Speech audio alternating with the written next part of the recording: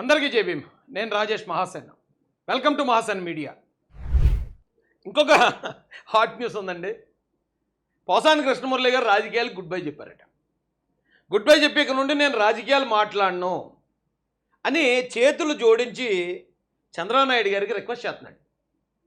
నాకు పోసాని కృష్ణమురళి మీద చాలా కోపం, చాలా చిరాకు, చాలా అసహ్యం.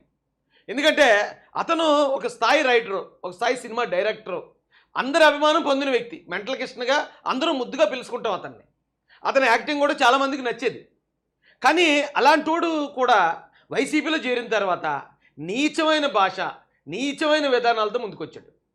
ప్రజలందరి ఆగ్రహానికి, అసహ్యానికి గురయ్యాడు. ఇంతగా అతను సాధించింది ఏమైనా ఉందంటే ఏదో సంథింగ్ దానికి ఒక చిన్న చైర్మన్ పోస్ట్ ఇచ్చాడు జగన్మోహన్ రెడ్డి. ఆ చైర్మన్ పోస్ట్ కోసం చంద్రబాబు నాయుడు గారిని, లోకేష్ గారిని, బాలకృష్ణ గారిని, కమ్మ కులాన్ని, పవన్ కళ్యాణ్ గారిని, వాళ్ళ ఇంట్లో తల్లిని, చెల్లిని ఇంకా నానా మాటలు మాట్లాడాడండి. ఇప్పుడు ఎవడో ఒక ఐపాక్ టీంలో పనిచేసే ఒక 10 సంవత్సరాల కుర్రాడు ఆడేదో ఫుడ్ కోసం తప్పక తిట్టాడు అంటే అర్థం చేసుకోవచ్చు. ఎంతో కొంత అర్థం చేసుకున్నాడు. ఏదో బతకడానికి ఫోన్లే ఎదవలో గంజాయి కొట్టేసి లేదా మందు తాగిన మత్తులో ఎదవలు ఎలా ఏడ్చినట్టున్నారో ఒక 50 రోజులు జైల్లో పడితే 10 రోజులు జైల్లో పడితే వాళ్ళే మారతారులే ఎదవలో అనుకోవచ్చు. కానీ ఇతనికి ఏం పోయగలవండి? అతను చూడండి డబ్బా, అతను చూడండి ఫేమా, లేకపోతే ఏంటి ఏం తక్కువైందని ఈ కండకావరం, ఆ స్వార్థం, ఆ అసూయ, చిచి. అలాంటి వాడు ఈరోజు నేను ఇక మీ జోలు రాను బాబు నన్ను వదిలిండి అంటున్నాడు. అందితే జుట్టు, అందకపోతే కాళ్ళు. జగన్మోహన్ రెడ్డి దగ్గర ఉన్న వాళ్ళందరూ ఇదే బ్యాచ్. మీరు గమనించండి. నేను జగన్ రెడ్డి వచ్చి చంద్రబాబు నాయుడు గారి మీద డైరెక్ట్గా ఎందుకు విమర్శలు చేస్తున్నాడు? ఎందుకంటే గతంలో ఈ పేరు నాని, కొడాలి నాని, అంబటి రాంబాబు, రోజా, ఈ పోసాని గాడు ఇలాంటి వాళ్ళు పనికిమాలిన చాలామంది ఉండేవారు. వీళ్ళందరూ విమర్శించేవారు చంద్రబాబు నాయుడు గారిని. జగన్ అన్న ఓన్లీ హ్యాపీగా ఎంజాయ్ చేసేవాడు. ఈరోజు వాళ్ళందరూ కూడా కలుగుల్లో దూరేశారు. కొంతమంది జైళ్ళకి పోయారు, కొంతమంది అండర్ గ్రౌండ్లో పారిపోయారు, కొంతమంది ఎక్కడ ఉన్నారో తెలియదు, ఇక కొంతమంది కాళ్ళు బేరానికి వచ్చారు. అయిపోయింది. లాస్ట్ వికెట్ దిగింది. ఇంకా లాస్ట్ వికెట్ జగన్మోహన్ రెడ్డి. ఇక జగన్మోహన్ రెడ్డి కూడా బౌల్డ్ అయ్యాడంటే అయిపోయింది ఆ పార్టీ కొలాప్స్. ఆ స్థాయిలోకి వెళ్ళిపోయిందండి పాపం వైసీపీ. ఒక వెలుగు అలా వెలిగింది, నిలబెట్టుకోలేకపోయారు, చప్పన ఆరిపోయింది అంతే. ఇప్పుడు ఈ పోసాన్ అనేవాడు ఏమంటాడండి? నేను రాజకీయాలు మాట్లాడను, దయచేసి నన్ను క్షమించండి. ఎందుకు? ఇప్పుడు కేసు పెట్టి బొక్కలో దోసేస్తానన్నారు కాబట్టి. ఈ వయసులో ఆయన కేసు పెట్టి లోపలికి వెళ్తే ఏం జరుగుతుందో ఎవరికి తెలియదు. ఆ బెంగతో ఏమైనా జరగచ్చు, లేదా ఆ జైల్లో ఉన్న పరిస్థితి, అక్కడ ఉన్న వాతావరణం పడికి ఏమైనా జరగచ్చు, ఏదైనా జరగచ్చు. అసలే మనోడికి కొంచెం హెల్త్ కొంచెం వీక్.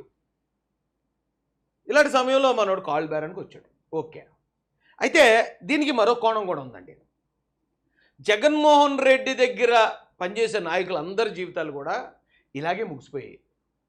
రాజకీయాలకి మొత్తం ఎండకాటు పడిపోయి మొత్తం జీవితాలన్నీ కొలాప్స్ అయిపోయాయండి. జగన్మోహన్ రెడ్డిని ఆనందపరచడం కోసం అందరినీ బూతులు తిట్టేయడం నానా దరిద్రంగా బతికారు వీళ్ళు గత 5 సంవత్సరాల్లో. ఇప్పుడు చూడండి, ఇటు రిటైర్మెంట్, ఎవరో శ్రీరెడ్డి కాళ్ళు బేరానికి వచ్చేసింది. ఇక అనిల్ యాదవ్ ఎక్కడున్నాడో కనపట్లేదు. కొడాలి నాని ఏమైపోయాడో, పేరుని నాని ఒకడు అప్పుడప్పుడు వచ్చి అలాగా ఏదో కనపడి వెళ్ళిపోమ్మ మెరుపుతీగ అన్నట్టు ఓ మెరుపుతీగలకు వచ్చి పోతున్నాడు. ఇలా ఎవ్వరు కూడా వాళ్ళ జీవితాలను, వాళ్ళ భవిష్యత్తులకి గ్యారంటీ లేకుండా వాళ్ళ రాజకీయ జీవితాలకు సమాధులు కట్టేసుకున్నారండి. కానీ చంద్రబాబు నాయుడు గారిని నమ్ముకున్న వాళ్ళని ఒకసారి మీరు గమనిస్తే ఈ రోజున ఫస్ట్ టైం ఎమ్మెల్యేలు చాలామంది ఉన్నారు అసెంబ్లీలో, ఫస్ట్ టైం మంత్రులు చాలామంది ఉన్నారు. వాళ్ళందరూ కూడా చంద్రబాబు నాయుడు గారి నాయకత్వాన్ని నమ్మి ఆయన కోసం నిలబడ్డారు. ఈ రోజున ఆ స్థాయిలో ఉన్నారు. వీళ్ళు చూడండి, అయిపోయింది మొత్తం, జీవితాలు నాశనం. ఇక రాజకీయం అనే మాట వీళ్ళ భవిష్యత్తులో మళ్ళీ ఇంక ఎత్తడానికి లేదు. ఒకవేళ ఇప్పుడేమన్నా కేసులకు భయపడి ఇలాగ అన్నా మళ్ళీ తర్వాత ఏమైనా తేడా వచ్చిందనుకోండి, మాట మార్చారంటే ఎలా ఉంటే ఎంత అసహ్యంగా ఉంటుంది. ఇంకెవరైనా జనం నమ్ముతారు వీళ్ళని?